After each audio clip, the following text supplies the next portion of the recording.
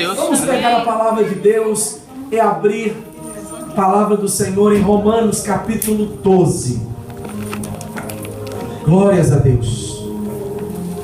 Oh, Deus maravilhoso. Estou muito feliz. Amém. Sentindo a falta do pastor Geraldo, né? Quem está sentindo a falta do pastor Geraldo, fala um amém. Ah, que maravilha. No final aqui eu vou gravar a Júlia não está sentindo falta dele nada, né? Ele para lá, pastor Geraldo, né? Nós vamos gravar uma pequena record aqui, né? Pra gente mostrar pra ele que nós estamos com saudade dele, amém, meus irmãos? Amém. Essa saída do pastor assim é bom, irmãos. É bom, sabe por quê? Porque aumenta mais ainda a demonstração do nosso amor por ele, amém? Eita glória! Deus é maravilhoso. Deus é maravilhoso. Então, se você tiver a sua Bíblia, abra comigo aos Romanos capítulo 12, versículo 3 em diante. A palavra de Deus está dizendo assim, quem puder ficar sobre os pés, rapidinho, depois vocês vão tomar uma assento. Está dizendo assim a palavra de Deus, Romanos 12, 3 em diante.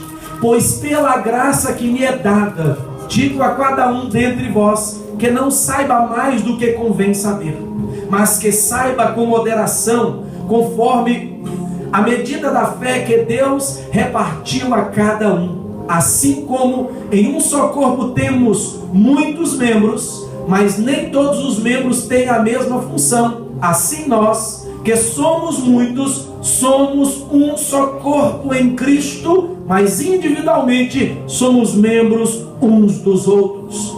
Temos diferentes dons, segundo a graça que nos é dada. Se é profecia, seja ela segundo a medida da fé. Se é ministério, seja em ministrar. Se é ensinar, haja dedicação ao ensino. Ou o que exorta, use este dom em exortar. O que reparte, faça-o com liberalidade. O que preside, com cuidado. O que exerce misericórdia, com alegria. O amor não seja fingido. Aborrecei o mal e apegai-vos ao bem. Amai-vos cordialmente uns aos outros com amor fraternal, preferindo-os em honra uns aos outros. Não sejais vagarosos no cuidado, mas sede fervorosos no espírito, servindo ao Senhor. E o último versículo ao 12 está dizendo: alegrai-vos na esperança, sede pacientes na tribulação, perseverai na oração. E a igreja noiva do Cordeiro, vão dizer comigo um amém aí, amém? Glorificado seja o Senhor. Por favor, vocês vão tomar o assento de vocês em nome de Jesus. Quero não ser muito demorado, mas bem objetivo e entregar a mensagem que Deus Ele tem para as nossas vidas. Amados, este texto é um texto muito importante, dentre tantos textos na palavra de Deus. Sabemos muito bem que aqui no Novo Testamento, muitas das epístolas, principalmente as chamadas epístolas pastorais, que o apóstolo Paulo, ele direciona a dois pastores. Um deles se chama Timóteo, um jovem que andou com Paulo e foi ensinado por ele. O outro, Tito, que é a primeira, segunda epístola a Timóteo e a epístola, a carta escrita a Tito. Também outras passagens e cartas que aqui estão, que são também chamadas de epístolas, vão nos ensinar várias doutrinas sobre a salvação, sobre a regeneração, sobre a vida diária pessoal nossa com o nosso Deus, sobre o valor do sangue de Jesus. São tantas doutrinas. Vai ensinar a igreja como ela deve se portar, como ela deve adorar, como ela deve obedecer. Essas epístolas são preciosíssimas, principalmente para nós que somos a igreja, que entendemos qual é a missão da igreja após Jesus ter vindo a esta terra, ter deixado os apóstolos, E eles começaram, lá no livro de Atos Apóstolos registra sobre isso, após a descida do Espírito Santo, no dia de Pentecostes, aquela festa maravilhosa de 50 dias, que eles comemoravam, sabe o que? A saída do povo do Egito e a libertação, e agora livres para adorar a Deus e receber a bênção do Senhor na terra prometida. Então eles festejavam, eles adoravam, eles bendiziam o Senhor. Viam judeus que estavam espalhados pelo mundo inteiro, até Jerusalém, onde estava o templo, o lugar central da adoração, a cidade santa, o lugar que Deus escolheu para então liberar a bênção sobre a vida do seu povo. E estes homens ali, quando estavam naquela festa, quase terminando a festa, recebem a visitação no cenáculo do Espírito Santo, aleluia. E o Espírito Santo, irmãos, ele é tão poderoso e maravilhoso, que diz que ele não só ficou num compartimento da casa, do cenáculo. O Espírito Santo, ele tomou todo aquele ambiente. Lá fala que ele tomou, encheu a casa e não ficou ninguém. Todos foram cheios do Espírito Santo, o Espírito da promessa que o profeta Joel já havia profetizado, que nos últimos dias o Senhor derramaria com abundância do seu Espírito sobre toda a carne. Os velhos teriam sonhos, visões, os jovens teriam boca profética nos últimos dias. Se cumpre na vida destes. Eles começam a pregar, os apóstolos, primeira pregação, quase 3.000 almas, depois mais almas vão agregando, e a igreja do Senhor vai crescendo. Mas, escuta bem, para que este grupo chamado igreja do Senhor, os que são tirados para fora, de dentro do pecado e para fora agora da comunhão, e agregarem em comunhão na presença de Jesus, eles precisavam passar por um momento de instrução. Irmãos, toda constituição, ou melhor, toda instituição organizada, toda companhia, tudo secular lá fora,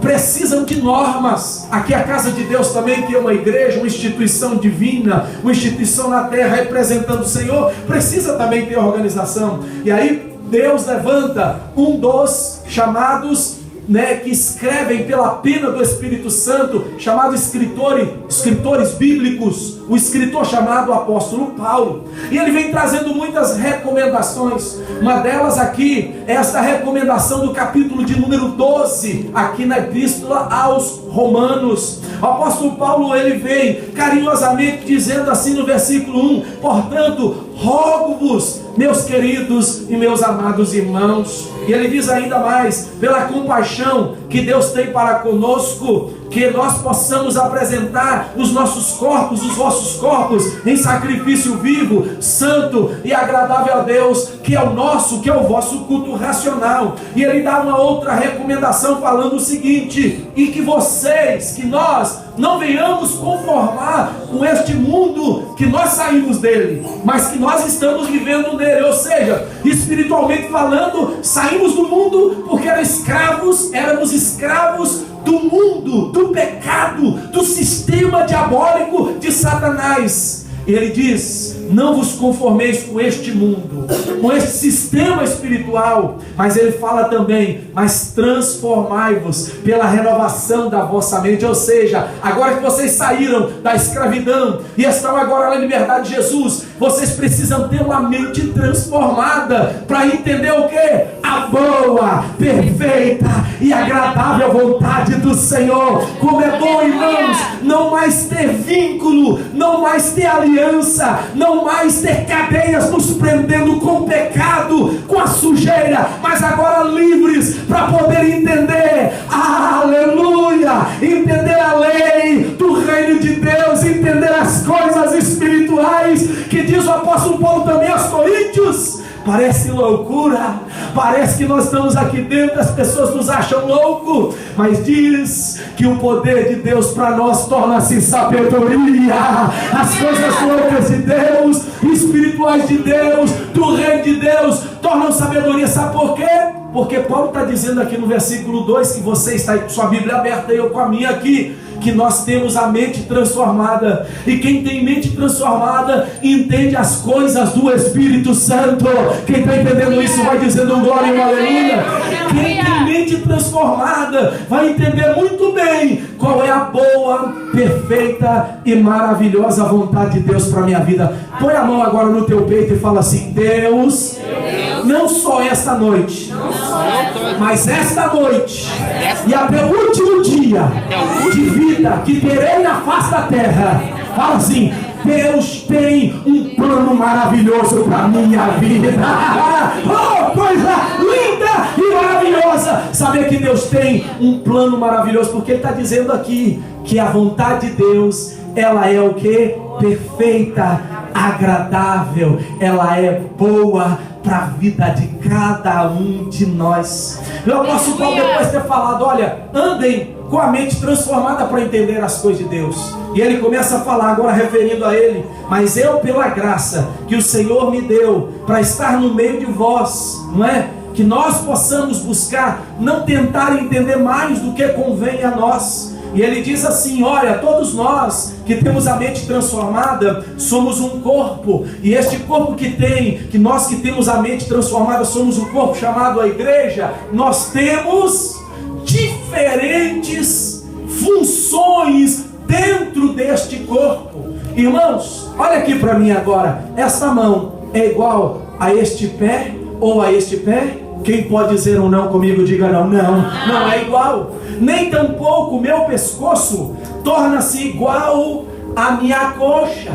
Cada parte do meu corpo que o apóstolo Paulo usa, o corpo humano, para poder trazer um exemplo, a comparação do que é a igreja, do que nós somos individualmente, mas coletivamente juntos, ele traz esta comparação para nós podermos de uma maneira muito mais fácil entender qual é a vontade de Deus para a vida de cada um de nós. Eu louvo a Deus nesta noite que ninguém aqui é igual a ninguém, mas se nós pegarmos cada um de nós e começarmos a montar o corpo, que é a igreja, que é o corpo de Cristo, e fazer com que Ele, que é o cabeça Jesus Cristo, seja colocado no lugar do corpo, que é a igreja, que é a casa dele, nós que estamos aqui, sabe o que vai acontecer? Ele vai dar o comando e o corpo vai andar perfeito, vai fazer as coisas que Ele quer e vai glorificar o nome dele, e vai crescer, não vai continuar desnutrido, pequeno, raquítico, mas o corpo é a tendência de todo ser humano,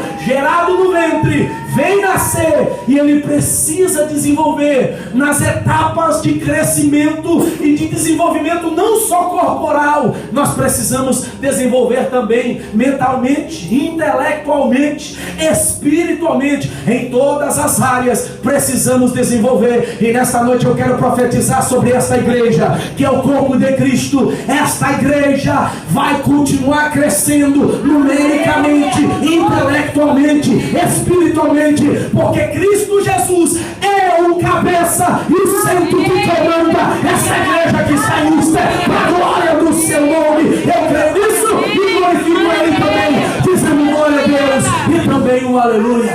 Paulo quis fazer esta comparação e fazer entender que nós, aqui olha o versículo de número 5, somos membros uns dos outros. Há uma cooperação mútua. Eu ajudo você, você me ajuda, você ajuda o outro irmão te ajuda. Nunca paramos com este sincronismo de ajuda, porque quando a mão tentar se rebelar, sabe, a única coisa que vai acontecer, ela não terá mais condição de permanecer nesse corpo. Por isso que há a abortagem de muitas pessoas na casa do Senhor, porque ela não quer andar na funcionalidade do comando da cabeça, e não entende qual é a função dentro da igreja. Ninguém é igual a ninguém. Uns Deus usa para pregar, outros Deus usa para evangelizar, outros Deus usa para limpar, outros Deus usa na oração, outros Deus usa para ensinar, outros Deus usa para fazer comida para homeless, outros Deus usa para visitar, e tantas outras funções dentro da casa de Deus. E quando ajunta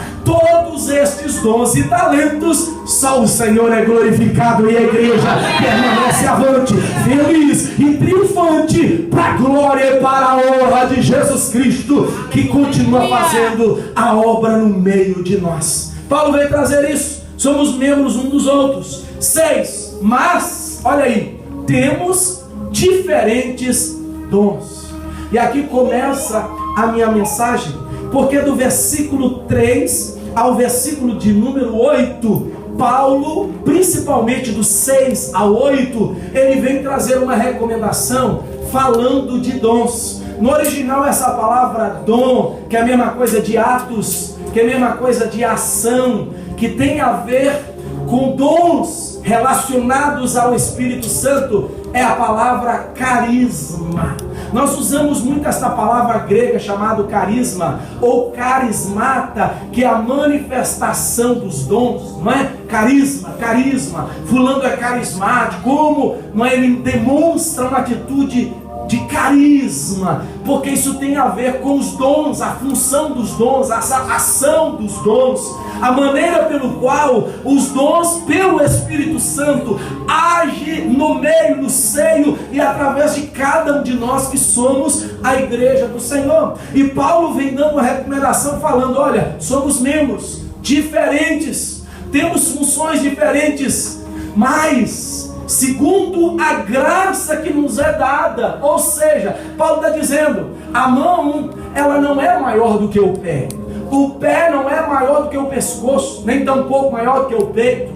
Nada ou nenhuma das partes do corpo que o dom se manifesta é maior do que a outra, porque cada uma vai ser despertado para agir e para corresponder com a função pelo qual é colocada para ela, para essa pessoa, para que ela execute na casa de Deus. Por isso, irmão, que na nossa vida venha ser riscado a palavra ciúme. Não precisamos ter ciúme de ninguém, não precisamos achar que o irmão é melhor do que nós, e nós somos melhor do que o irmão. Sabe por quê? Porque cada um, o Espírito Santo usará conforme a necessidade do corpo de Cristo. Deus vai te usar, e eu tenho plena certeza que se você compreender qual é o seu papel aqui dentro da casa do Senhor, o carisma ou o dom do Espírito Santo se manifestará na tua vida através de você, e o nome de Jesus vai ser sempre glorificado através da sua vida. Paulo começa a dizer o seguinte: vai ser dado, versículo 6, segundo a medida da fé. Se é, aí ele começa a dizer, existe uma outra classificação que nós não queremos falar aqui, que aí começa a ser estudo, vamos ficar a noite toda, lá no capítulo 12 aos Coríntios, 1 Coríntios 12, precisa de abrir. Lá também vai dar uma lista de dons espirituais. Aqui também são dons, aqui são dons. Ele fala, o dom não é se é ministério, que esta pessoa ministre, se é ensino, que ela haja dedicação para ensinar. São também dons aqui, que está falando de dons de serviço. Se exortar, que seja o dom de exortar. Se é repartir, que ele faça com liberalidade. Se é presidir, que ele presida com cuidado. Se exercer misericórdia, que ele faça este ministério, exerça esse dom com muita alegria. Então o apóstolo Paulo começa a colocar a questão dos dons, que existem outros também, que lá no capítulo 12 aos Coríntios também vamos falar, que os dons se manifestam também com o quê? Dons de milagre, dons de cura, dons de quê? Falar em línguas, dons de falar em muitas línguas, dons de interpretação, não é? De espíritos. Lá vai dar uma lista também no capítulo 12 aos Coríntios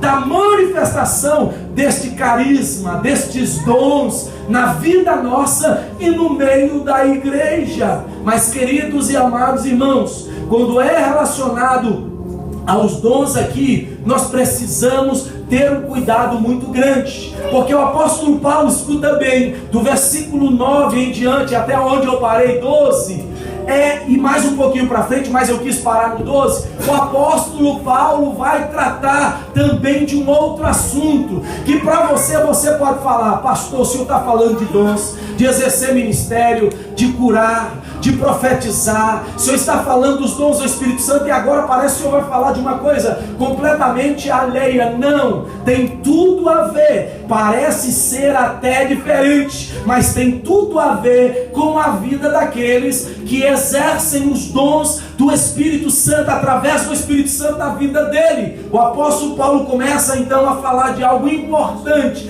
e ele fala assim, olha, vocês que exercem os dons, vocês precisam de voltar para as questões também relacionadas às vossas ações, o amor que vocês têm no coração não pode ser fingido. Vocês precisam aborrecer o mal e vocês precisam apegar ao bem. Vocês precisam amar, não é?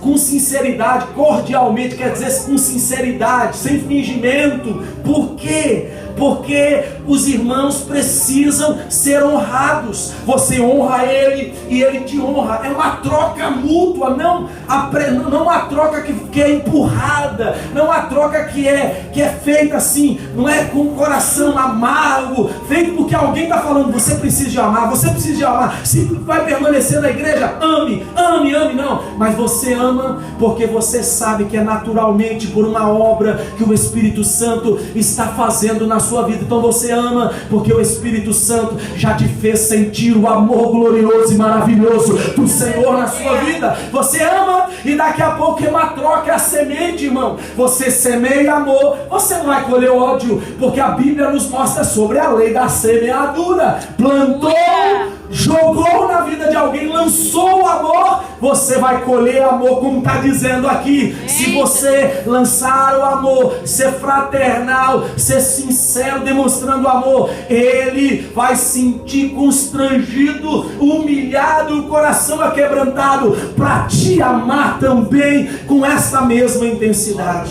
Paulo então vem e diz assim: não sejais vagarosos no cuidado, ou seja, sempre vigilantes, sempre exercendo as coisas que o Espírito Santo coloca para vocês exercerem, mas sede também fervorosos no Espírito, ou seja, seguindo ao Senhor. Nunca deixe apagar o fervor, a ação do Espírito Santo na vida de vocês. E ele ainda coloca o seguinte: olha, em todas as circunstâncias vocês precisam se alegrar, porque isso é uma essência dentro de vocês. Vocês precisam ser pacientes no momento da tribulação. E para terminar ele fala: em todos os momentos perseverem orando.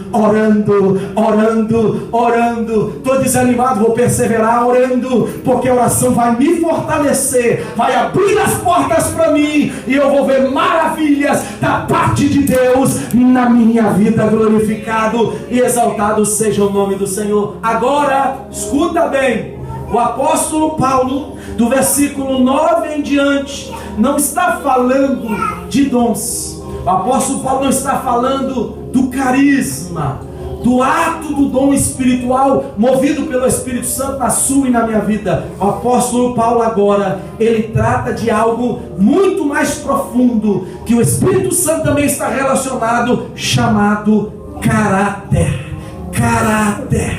Temos uma escolha aqui nesta noite a fazer. A escolha é a seguinte: nós precisamos entender, escolher ter carisma ou caráter. Você precisa escolher ser cheio do Espírito Santo para manifestar o carisma do Espírito Santo, que é os dons, ou você precisa se encher e tomar uma postura de alguém que tem caráter. Escuta bem o que significa esta palavra carisma. Eu quero ler para você. Carisma está ligado, escuta bem, a forma da pessoa ser em público e não na escolha de caráter e de seus valores. Caráter não tem nada a ver com carisma, mas precisa estar o carisma ligada ao caráter. Eu fui para também o sentido chamado laico da palavra carisma. Essa palavra é utilizada, escuta isso, para definir a influência e a admiração por alguma pessoa, notadamente marcada pela tentativa de criar simpatia e agradar a maioria. A pessoa que tem o carisma, escuta bem, ela tem uma entonação de voz que contagia as pessoas, a maneira de olhar, a maneira de se gesticular, a maneira de se portar, de trabalhar. Aparentemente, quem é carismático, quem tem um carisma, parece que é uma pessoa super sincera, mas é só uma aparência.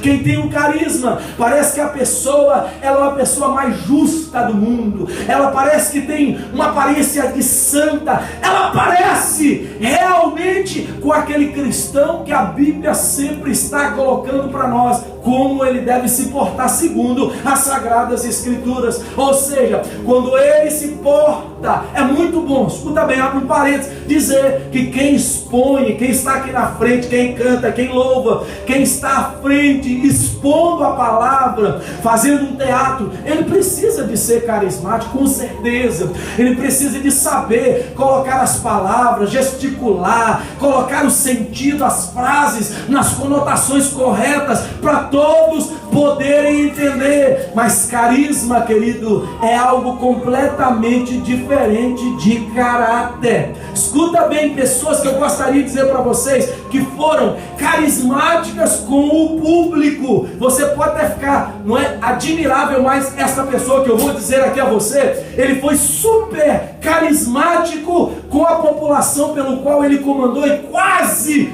não é, tomou conta do mundo inteiro. Adolf Hitler era um homem carismático. Outro homem carismático, ativista indiano, chama-se Mahatma Gandhi, era carismático. Centenas e centenas de pessoas, por causa do carisma dele, da maneira dele se portar, ele atraiu estas pessoas. E por último, o chamado que ficou marcado na história, nos Estados Unidos da América, o presidente americano, né, chamado John F. Kennedy. Ele foi super carismático, é lembrado até o dia de hoje. A história deste homem, que foi uma história curta, ainda é lembrada por causa da sua maneira carismática de se colocar diante da população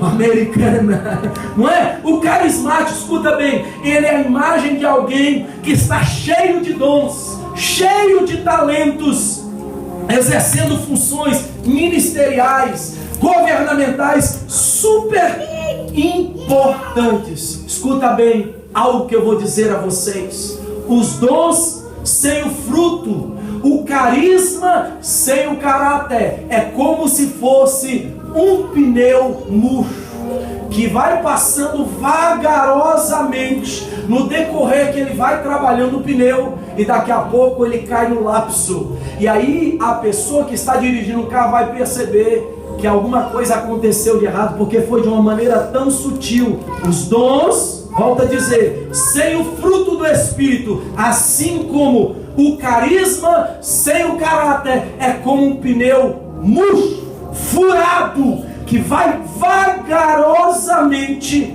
até chegar ao lapso da sua função. Acaba a função, porque carisma sem caráter não funciona. Mas o que é o caráter? Versículo 9 ao 12. O que é o caráter? Na psicologia é sinônimo de personalidade. É o conjunto, irmãos, de características da maneira nossa de agir. O caráter tem a ver com a maneira que nós falamos, que nós pensamos, que nós agimos. Irmãos, escuta bem essa palavra que eu vou dizer a vocês. Uma pessoa cheia de caráter não se conquista numa oração fervorosa, num culto qualquer. Uma pessoa de caráter não se conquista pela maneira com que ela se porta diante das pessoas. Caráter é completamente diferente de carisma. Caráter, querido, está relacionado com a maneira que nós agimos. Caráter não tem duas agendas. Você não tem duas agendas. Fez uma agenda com o irmão, tal hora eu vou estar lá. Você não tem duas agendas. De ligar para aquela pessoa e falar: não dá mais. Por quê? Porque você não sabe cumprir com o seu compromisso. Quem tem caráter é uma só palavra: sim, sim, não, não. Ele falou, ele precisa ainda que doa nele, que ele tenha que adiar todos os compromissos. Mas ele é uma pessoa de palavra, porque a sua ação está dentro do seu ser. E isso é importante para demonstrar para as pessoas que não só o que ela fala, que não só o que ela escreve, que não só o que ela trata no telefone, mas as ações dela são fiéis, são verdadeiras e são transparentes. Quem pode dizer aleluia, glória a Deus nesta noite, aleluia. Olha o que a palavra de Deus vai nos falar sobre a questão do caráter. 1 Timóteo 4, de 1 a 12. Ora, o Espírito afirma expressamente que nos últimos tempos alguns apostatarão da fé, por obedecerem a espíritos enganadores e a ensinos de demônios, pela hipocrisia dos que falam mentiras e têm cauterizada a sua própria consciência. Agora você pode me perguntar, a escolha é nossa, pastor, como que eu adquiro caráter? Irmãos, caráter não é só vir ao culto que você vai adquirir caráter. A palavra caráter, eu estava escutando uma mensagem falando um pouquinho de caráter. Caráter tem a ver com integridade. Caráter tem a ver com algo que está estático, parado. É como se fosse você preparar uma massa de concreto e ela está mole, mas o passar do tempo ela torna-se dura. Caráter é como se fosse uma massa de cimento dura, imóvel, estática, que não se move, íntegro. Isso é caráter. Isto é a demonstração transparente do que significa caráter. Então o caráter ele não se adquire no culto, numa vigília, numa oração fervorosa, em palavras que não são cumpridas. Mas caráter, escuta bem, tem a ver muito com a luz. Porque aquele que quer adquirir caráter, que quer viver uma vida de caráter, vai passar por circunstâncias na vida que vão pressionar ele, que vão colocar ele em um momento de tensão, de pressão. Irmão, na minha vida, com a minha família, eu já passei por situações ministeriais, situações que provaram o meu caráter, que provaram a minha integridade, que provaram a minha firmeza, está de pé, está compromissado com o Senhor. E eu louvo o nome do Senhor, que só veio demonstrar e trazer crescimento para a minha vida, para a vida da minha família. Agora imagina, se eu fosse só uma pessoa debaixo de uma emoção de dor espiritual, de uma emoção de falar bem, de expor bem a palavra, carismático, e se o meu caráter fosse totalmente distorcido, o que aconteceria? A primeira prova iria revelar quem realmente eu sou. A pergunta que o Senhor nos faz através dessa palavra: quem realmente nós somos aqui nesta noite? Quem realmente você é?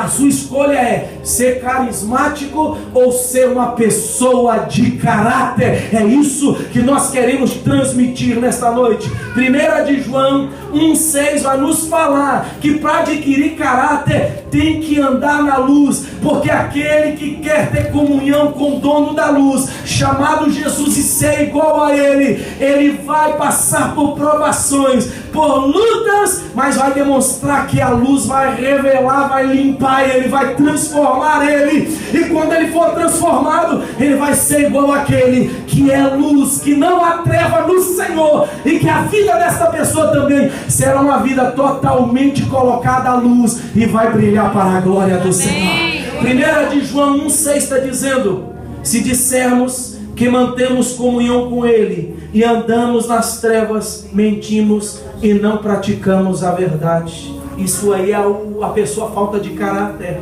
Se porém andarmos na luz, como ele na luz está, mantemos comunhão que uns com os outros, e o sangue de Jesus Cristo, o seu Filho, nos purifica de todo o pecado. Se nós falamos assim: eu ando na luz, mas eu estou andando nas trevas, por falta de caráter, por não ter caráter na minha vida, o Senhor vai revelar em nós que nós não temos comunhão com ele, que não somos igual a ele. Sabe por quê? Porque a Bíblia vai destacar uma coisa: Deus é um Deus de caráter. Ele disse assim: olha como é que Deus é um Deus de uma só palavra, como que Deus é Deus de caráter. A Bíblia fala que a expressão de Deus para com o seu povo, que está estampada na Bíblia, é essa. Ele diz assim: eu sou o mesmo ontem, hoje e eternamente serei. Deus é um Deus de caráter, Deus é um Deus de palavra, e Ele quer que nós venhamos aprender que precisamos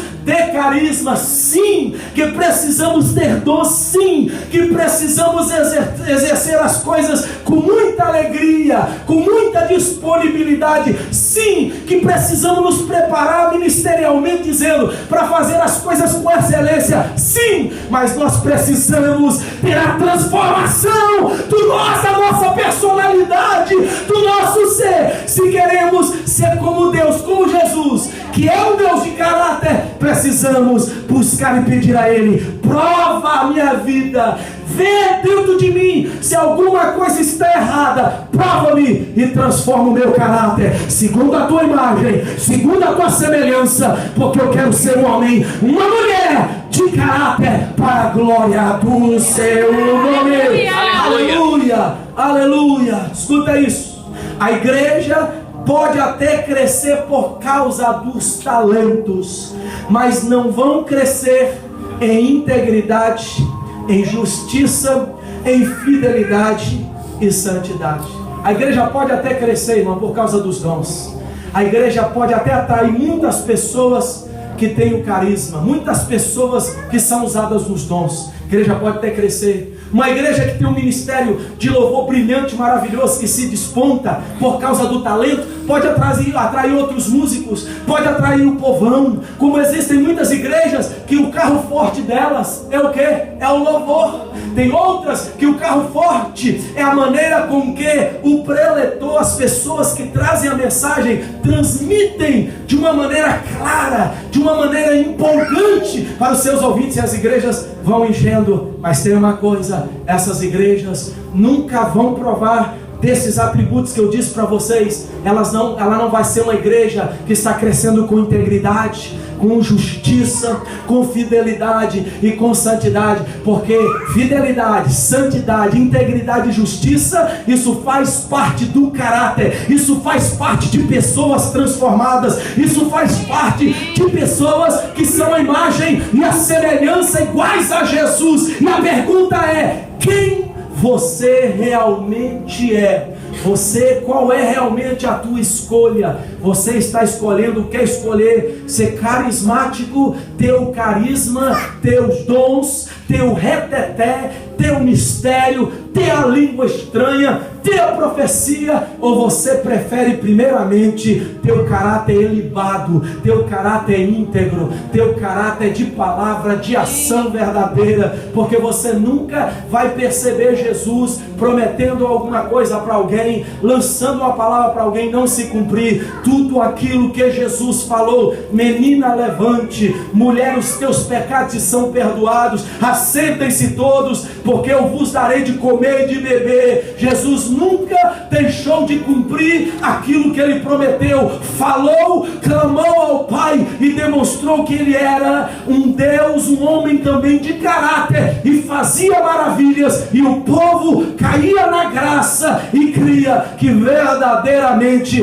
Deus estava ali encarnado na pessoa bendita de Jesus Cristo. Assim também, irmãos, Deus está à procura e quer entender quem somos. Quem somos? Nós somos o quê? Pessoas cheias de carisma, ou nós queremos primeiramente? É claro que os dois juntos é maravilhoso. Não estou dizendo para você esquecer o carisma, a partir de hoje você ser formal, não é isso.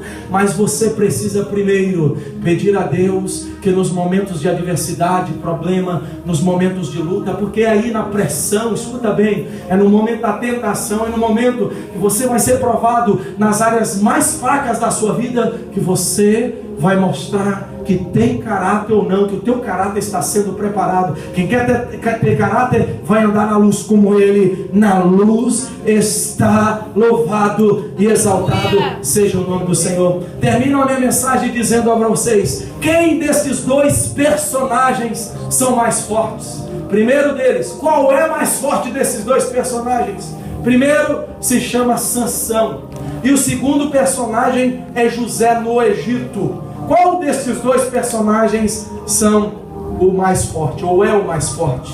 Sansão, escuta bem, olhando para ele, ele era um homem robusto, belo, forte, destruiu 300 homens de uma só vez com uma queixada de jumento.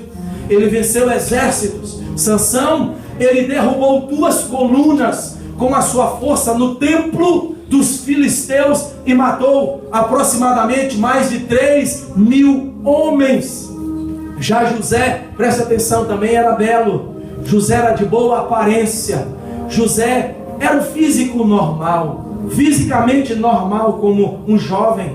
Ele teve um sonho um dia e foi debochado, caluniado pelos seus irmãos que não acreditaram no seu sonho. foi vendido para os mercadores ismaelitas como escravo, e ele foi para a casa de Potifar, porque Potifar era rico e comprou ele, e ali ficou servindo a Potifar como um dos seus escravos. Há uma grande diferença. Você aparentemente, humanamente, olhando para Sansão, você vai falar, dá na resposta para mim, que eu perguntei para você. A pergunta foi, qual destes dois representa o mais forte? Quais deles é o mais forte? Você vai falar humanamente, pastor, não tem nem como nós brigarmos aqui, o senhor vai perder de primeira. O mais forte é Sansão, ele é o mais forte, pastor. Sansão tinha trança, cabelo cresceu, foi nazireu. Sansão derrubava todo, vencia tudo, foi até juiz. Sansão é o mais forte. Mas eu vou provar para você, querido, que Sansão foi demitido e José foi aprovado, foi contratado por Deus para ser um homem de caráter, porque Sansão foi só um homem de carisma, um homem poderoso, cheio de unção, cheio de poder, cheio do Espírito Santo, mas na hora que ele foi apertado na prova para demonstrar caráter, ele perdeu a batalha e demonstrou que só tinha carisma, mas caráter, que é o mais importante. Na hora da sua provação, da sua tentação, na hora do fogo passar você, na hora de você passar pelo fogo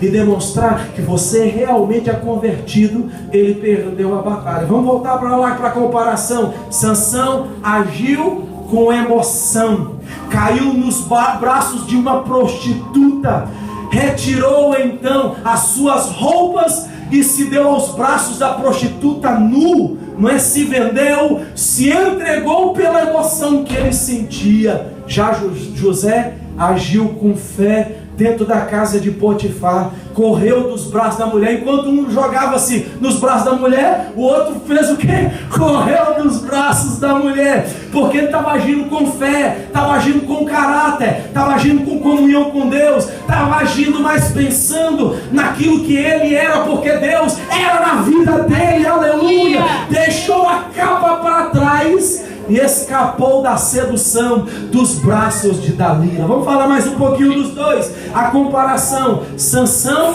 quando ele, meu irmão, caiu no braço de Dalila, perdeu a força, porque cortaram o cabelo dele, que era o ponto de contato da consagração dele como nazireu de Deus, como homem consagrado. Foi preso e serviu como escárnio, começou a rodar uma roda como um animal, com a sua pouca força ainda, na frente de todos os seus adversários. Teve os seus olhos furados, ficou cego e por fim morreu no desabamento, quando ele por último pediu perdão a Deus, mas ele puxou as suas colunas e desabou todo o templo, matando todos, mais de 3.000 pessoas aproximadamente. Ele também morreu debaixo dos escombros. Sabe por quê? Porque ele era um homem de emoção. Ele era um homem que na hora da provação, da tentação, da sedução, da opressão, na hora do momento que ele deveria passar pela prova para ser aprovado, caráter aprovado, elevado, íntegro, ele cedeu à tentação e demonstrou que caráter, ele não era um homem de caráter. Mas José, oh maravilha, eu quero ser como José, ainda que imperfeito, que Deus trabalhe na minha vida para ser como José. Foi preso no cárcere. Olhando para José, poderia você falar de novo: José, pastor, antes do senhor ter falado isso, eu ainda aposto todas as minhas fichas em Sansão, eu aposto todo o meu dinheiro em Sansão. Ele é campeão, pastor, que isso? José foi preso. Até aparentemente podemos falar, Sansão ainda está ganhando, mas ele foi lembrado, escuta bem, foi preso, vendido para a casa de quem? Potifar. Depois novamente, por não ter caído nos braços da mulher de Potifar, foi preso de novo. Mas lá dentro do cárcere, Deus tocou no coração do copeiro do rei, e quando o rei teve um sonho, ele se lembrou de José. José subiu até a casa do rei. Deus deu a interpretação do sonho do rei. E quando aconteceu 7 anos de seca e 7 anos de fartura, aonde José estava com um anel no dedo, José estava com a capa de governador, com um anel no dedo, com a sandália no dedo, assentado no segundo trono e na qualidade de governador. Sabe por quê? Porque José era um homem de caráter, um homem de fé, um homem transformado, que não se vendeu por nada e preferiu glorificar e adorar a Deus mesmo no momento da provação. Duas perguntas: qual é a sua escolha? Homem e mulher cheio de carisma, de poder, de unção, cheio do Espírito Santo, ou um homem e mulher com caráter ilibado, transformado, que na hora de realmente sermos tentados e provados, vamos demonstrar que Deus é na nossa vida? E a segunda pergunta é: quem realmente você é? Qual é realmente a sua postura diante de Deus? Não tem escape, irmãos. Não tem escape, sabe por quê? Porque Deus é exemplo de caráter. Eu sou o mesmo ontem, sou o mesmo hoje e serei o mesmo eternamente. O próprio Deus está mostrando para nós que Ele é Deus de palavra, que Ele é Deus de ação. Ele prometeu, vai cumprir, Ele vai fazer de tudo para demonstrar que o seu caráter é íntegro, que as suas ações estão ligadas com o seu caráter, com a sua essência. Nesta noite a palavra de Deus nos dá a recomendação para terminar. Colossenses 3:5 capítulo 3, 5 e 6 diz assim: Fazei, pois, morrer a vossa natureza terrena, a prostituição, impureza, paixão, a lascívia, desejo maligno e avareza, que é a idolatria. Por estas coisas é que vem a ira de Deus sobre os filhos da desobediência. O texto está nos dizendo para nós deixarmos, porque isso vai atrapalhar o nosso caráter. Isso vai nos trazer o inverso do caráter, que se chama mau caráter. O mau caráter, escuta bem, é isso que ele representa. Ele faz promessas, gesticula bem, entona bem, demonstra bem, parece que é o teu melhor amigo, mas quando você está no apuro, a pessoa que é mau caráter, ele não cumpre com as suas promessas. Ele não tem caráter para cumprir com as promessas, porque não está dentro dele a integridade.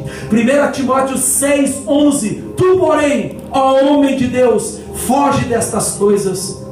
Antes, segue a justiça, a piedade, a fé, o amor, a constância e a mansidão. Aleluia. Recomendação de Paulo para Timóteo é: Timóteo, foge do mau caráter. Foge de ser um homem denominado para as pessoas que é um líder sem caráter. Mas Timóteo, anda neste conselho, anda no fruto do Espírito, que é a mansidão, que é o domínio próprio, que é a constância, que é o amor, que é a fé, que é a justiça e a piedade. Timóteo, se você andar conforme o fruto que o Espírito Santo vai produzir, transformando a sua vida, lapidando o teu caráter, Timóteo, você será um homem aprovado. É isso que Paulo está dizendo. Nesta noite, o Espírito Santo está aqui dizendo a nós que não importa qual é o tamanho, a imensidão da igreja, o que importa é a nossa individualidade. Aleluia. Com Deus, o nosso compromisso com Deus, a maneira com que nós temos de relacionamento com Deus e a maneira com que nós estamos abrindo para Ele transformar a nossa vida e lapidar o nosso caráter, segundo o caráter de Cristo Jesus. Volto a dizer, meu irmão, você vai ser tentado nas áreas mais fracas da sua vida. Jesus foi tentado quando estava com fome. Jesus foi tentado com o que os olhos podiam ver. Jesus foi tentado com a emoção de poder no coração. Mas em todas essas três tentações, Satanás não pegou a Jesus, não derrubou a Jesus, não o colocou como um vencido, derrotado e que cedeu à tentação. Por conseguinte, por contrário, Satanás foi vencido porque a palavra estava dentro de Jesus. Ele conhecia a palavra não só da letra, mas conhecia porque ele vivia a palavra. Ele é o verbo vivo encarnado de Deus. E nesta noite, quem habita em nós está querendo transformar cada dia a nossa vida. Novidade de vida, novidade de vida, novidade de vida, novidade de vida, vida nova, vida transformada. Porque quem está em Cristo Jesus é é uma nova criatura. As coisas velhas do velho homem do mau caráter vai passando, vai passando, vai passando, vai passando. E agora, porque a palavra vai lapidando, vai limpando, vai queimando dentro de nós, nós somos e temos tudo novo na nossa vida. Glorificado seja o nome do Senhor. Eu gostaria nesta noite de fazer um apelo para nós terminarmos agora. Não vou estender mais a minha mensagem, porque eu sei que vocês são inteligentes, vocês têm a mente transformada, o Espírito está em vós, vocês já estão entendendo a mensagem. Quem está entendendo a mensagem aqui nesta noite? Aleluia. Mas algo nós precisamos de fazer aqui ainda nesta noite. Sabe o que é, irmãos? É trazer até esse altar alguma coisa que na nossa vida ainda não foi transformada, que está atrapalhando o nosso caráter de ser íntegro, que está atrapalhando do cimento seco, que não move, que é imóvel, que é estático na nossa vida permanecer. Que aquilo que você realmente quer que Deus seja, ainda não está da maneira que Deus quer que você seja. Então eu gostaria nesta noite, a maneira mais maravilhosa que nós podemos fazer, sabe o que? Eu não tenho poder de libertar vocês, nem vocês têm poder de libertar vocês mesmos. Quem concorda comigo, diga glória a Deus e amém, amém? Mas o Deus desta igreja tem poder de se nós fizermos algo aqui espiritual, vindo até o altar e colocando no altar. O altar é lugar de sacrifício. O altar é o lugar aonde Deus recebe, sabe o que? Todo sacrifício que é colocado no altar. Altar, diz a Bíblia lá em Levíticos, diz que toda vez que era colocado os pedaços da oferenda, podia ser um cordeiro, podia ser um novilho, podia ser uma simples pombinha, mas quando era colocado ali, que se imolava, cortava os pedaços e tirava o sangue, depois aspergia o sangue, e aquele altar estava fervendo de fogo. Diz que quando subia aquela fumaça do holocausto que era feito ali no altar de holocausto, sabe o que acontecia? Todas as vezes que lá em Levítico fala de holocausto, de sacrifício, fala que holocausto para Deus é como um cheiro suave. Aleluia! Holocausto para Deus é como um cheiro suave. Você vai trazer algo, escuta bem, algo que aparentemente não tem um bom cheiro dentro de você, pecado, alguma falha, mas quando você colocar aqui, que vai ser queimado no altar de Deus pelo Espírito Santo, vai começar dentro de você a entrar um perfume da glória, da rosa de Saron, que é Jesus Cristo.